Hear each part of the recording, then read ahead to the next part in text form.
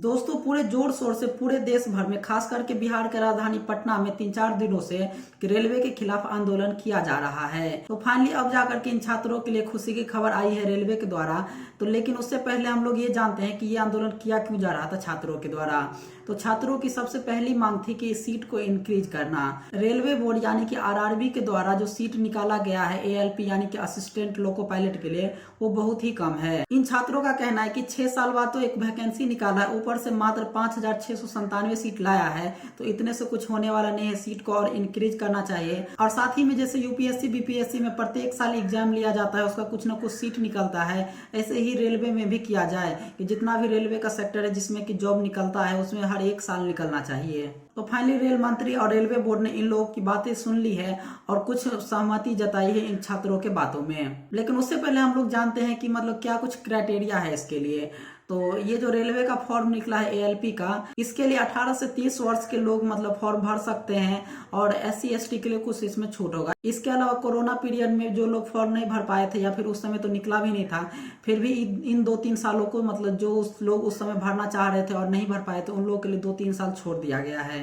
तो railway board ने किन किन बातों पर सहमति जताई है, चलिए जानते हैं आज के इस वीडियो में। तो रेलवे बोर्ड ने अब कहा है कि वो जैसे यूपीएससी बीपीएससी का एग्जाम होता है उसी तरह से अब प्रत्येक साल मतलब इसका भी अब एग्जाम लिया जाएगा और हर एक साल जॉब निकाला जाएगा। लगभग 1.5 लाख जॉब जो है प्रत्येक साल निकाला जाएगा रेलवे बोर्ड के द्वारा। इसके साथ ही रेलवे बोर्ड ने यह भी कहा है कि पहले जितने भी राजनीतिक पार्टियां थी वो चुनाव के समय वैकेंसी निकाल देती थी, भले ही सीट खाली होना हो, और फिर जाकर के मतलब उसका मतलब फुलफिल नहीं हो पाता था क्योंकि उतना सीट ही नहीं खाली रहता था, या रहता भी था तो कोई ना कोई टेक्निकल प्रॉब्लम के कारण या तो उन लोगों को ज्वाइनिंग लेटर नहीं मिलता था या फिर बहुत ही ज्यादा टाइम लग जाता था ज्वाइनिंग लेटर मिलते मिलते।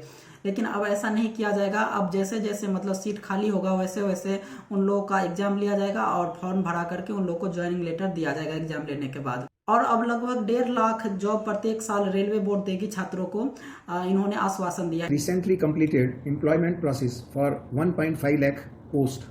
Now it has started new process.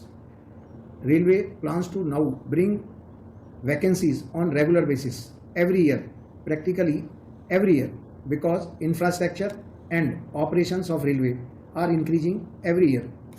Vacancies in multiple categories will be filled yearly basis. The recruitment of 5,696 ALPs loco pilots have already started in this direction. तो छात्रों का जो पहला बात माना गया है वो ये माना गया है कि अब प्रत्येक साल मतलब इसमें जॉब दिया जाएगा और जैसे दूसरा बोर्ड होता है यूपीएससी बीपीएससी का, वैसे ही इसमें भी अब साल दर साल निकलेगा। इसके साथ ही लगभग 1.5 लाख नौकरियां प्रत्येक साल इसमें दी जाएगी, ये भी एक खुशी की खबर है। इसी के क्रम में रेलवे जो है पहले चरण में लगभग 6,000 सीटें निकाली एएलपी के लिए। इसके बाद नॉन टेक्निकल या फिर टेक्निकल में जैसे जैसे सीट खाली होते जाएगा वैसे वैसे सीट निकालते जाएंगे। और इसी क्रम में 31 जनवरी को 9,000 पदों पर और मतलब वैकेंसी निकाली गई है, जिसका आप लोग फॉर्म मार्च में जाकर के भर सकते हैं।